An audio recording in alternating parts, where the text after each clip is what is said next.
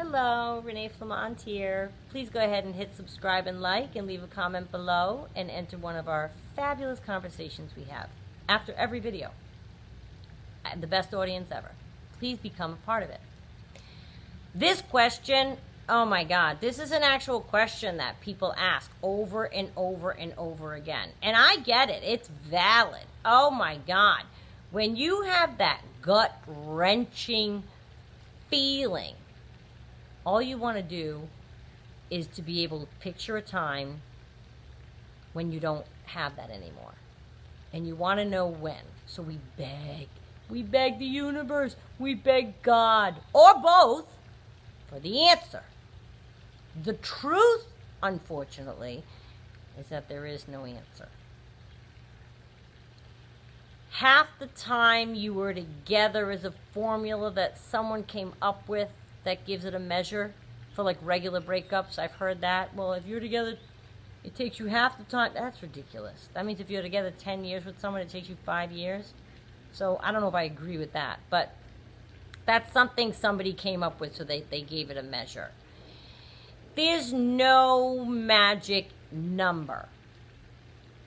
I can't give you that. I can tell you a few things that can speed up the process of you feeling better and make the unquantifiable unknown number be faster. When we're down, we tend to let everything be down. That's what we do, right? We let everything be down. How we eat or how we don't eat. Sleep or don't sleep. Shower or don't shower. Exercise or don't exercise. See family. See friends. Put lipstick on. You know, breakup stuff. We all handle it differently. Well, there are a bunch of those things that I just mentioned that can be, and more, that can be looked after so that you can at least feel like yourself physically. And it's very important, and let me explain why. If you're going to deal with this tremendously disheartening experience, it's best you're at your strongest, that you're nourished properly, that you're well rested, that you're interacting with people, not staying isolated, that you're being productive, that you're feeling good about yourself in every possible way that exists that you can. Anything that's within your control. You should be slaying those with a vengeance. Because you can't control what happened with the narcissist, but everything else you should be slaying. They're just actions. Nothing to do with feelings. You're broken? I get it. Shower anyway. Let the hot water fall on you. You know what I mean? You're crushed beyond belief? Yep, I get it. Go work out anyway, if that's your thing. If it isn't, maybe start. Go for a walk. Make yourself a nice meal. I don't cook, but many of you do. You're worthy of all these things. Just because a narcissist is, out the door and you might be alone or you're with them and you don't know what's what, you can still take care of yourself. You feel like you just can't do anything? You're crushed? You can always do something. Music, movie, book, knit, sing, dance, clean, organize something. But I don't feel like doing anything, Renee. I've been in bed for a week and I don't see any stop to it. Okay, so watch movies for 10 hours straight, but shower and eat right in between. Can I ask you to do that? And go to the couch and get yourself out of the bed. Can I ask you to do that? These are actions you can take. And they're not, don't tell me you can't pick yourself up and go over here. Don't tell me, okay, these are actions. You're not as debilitated as you think. So you force yourself to do these things, right? Do not stop caring for yourself, I guess is what I'm advising. You have to force yourself to shower, eat right, rest, care for yourself. Don't feel so down that you just let everything go because you're just so despondent. Have your feelings, but go through the actions of self-care anyway. it wasn't, I mean, it's not going to be, it won't be magically that you'll suddenly be okay, but it sure will put you in the best state of strength in order to deal with this. Before you know it, a week's gone by, and you've made it. Maybe now you will get out of the bed. Maybe you've decided, you know what, I'm going to move to the couch. Big day. Big day. But you've made it. You're here. The ground hasn't opened up and swallowed you like you thought it felt like had happened or was going to happen as a result of the pain you were feeling. You made it. Right? You will realize you did make it, and you can do it again for another week. And before you know it, a month's gone by. Now it's a bit in your rear view mirror, but a Hoover may happen. Continue building and maintaining your strength. You'll need it. Now, before you know it, 3 months has gone by, 6 months, and so on. I can't give you a magic number, but I can tell you that the strength you've been maintaining for your physical self, the strength you've been rebuilding with your physical self, with getting yourself the rest that you need, with getting yourself exercise that you need, proper nourishment, the strength that you've been maintaining and developing for yourself, being nourished and well rested, for example, has leaked into your insides.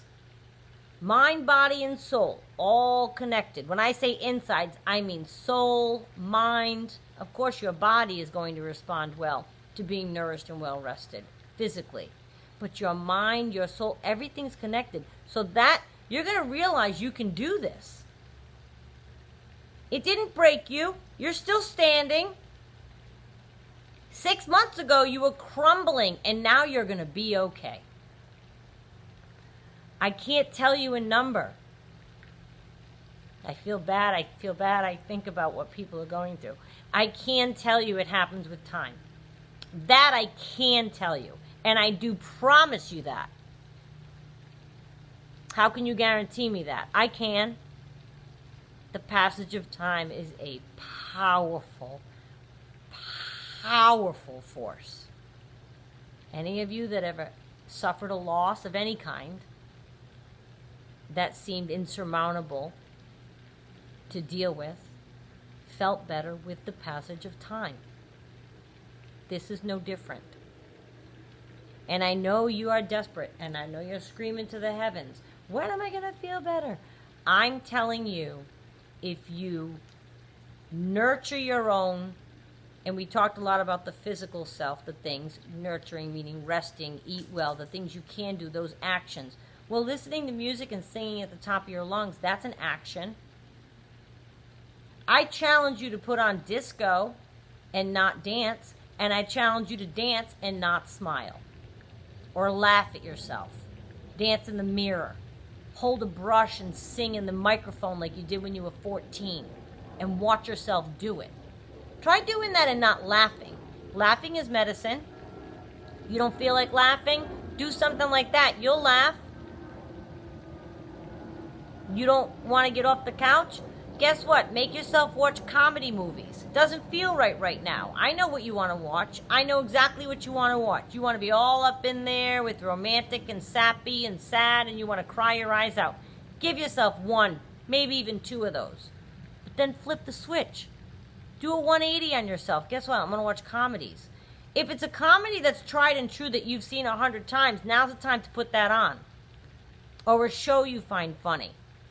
It'll take your mind off things. It'll make you laugh physically, which creates what? Endorphins, a little bit of happiness. Never hurt anybody when they're going through some kind of thing like you're going through. There are all kinds of things you can do. And like I said, so now a week's gone by before you know it. Oh my God, I spent a week watching 86 episodes of such and such. Yeah, you did. Who cares? So, And I know I said earlier, be productive. What I meant by that is if you do have a hobby, if you do have a craft, if you have a job that you can, jump into, those are all good things. But just because you watched 86 episodes in a week doesn't mean you weren't productive. You were working on your mind. I'll give you every excuse. You do whatever you need to do. But I hope they were things that made you laugh or intrigued, like a crime thing or whatever. Keeps your mind off them. Doesn't have to be comedy, but try not to, go for like the romantic sad stuff. This wouldn't be the time for that. This isn't the time for like The Notebook, which seems to be everyone's favorite, or the go-to romantic thing that people talk about, that Notebook movie from years ago. This isn't the time for that. Okay? Not the time. This is the time for you to look at like Breaking Bad or a comedy, I said. You know what I mean? I'm thinking Breaking Bad because I'm trying to think of things not a comedy. Something that's going to engross you and keep you enthralled. Keep your mind off of the subject. You have to gain control back of the things around you. And then before you know it, like I said, time starts to... But unfortunately, I'm sorry, the time is going to pass anyway, right? So it's going to be next week whether you do all these things or not.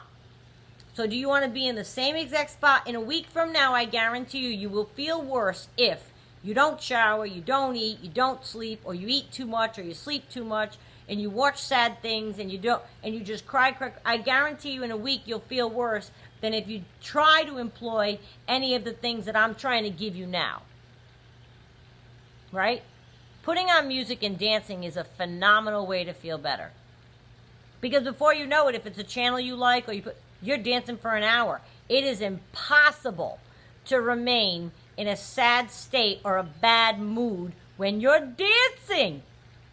Well, I don't dance, Renee. Put music on and knit. Put music on and cook. I'm telling you, music is a very, very powerful tool. 1970s disco. It's very hard to be in a bad mood when that music is on. I'm 54. That's my go-to. Somebody younger, somebody older, you may have other things. But I'm telling you what, it's impossible. And before you know it, you're dancing. You might even feel guilty. Wait, I can't do that. I'm supposed to be upset. No. You're supposed to be working on yourself to feel better. That's your question. How am I going to feel better? Well, it depends on how much you do to make yourself feel better. Your speed with which you feel better is directly proportionate to what you do to help yourself feel better. I can't help the way I feel. No, you can't. That's correct. But you can help what actions you take.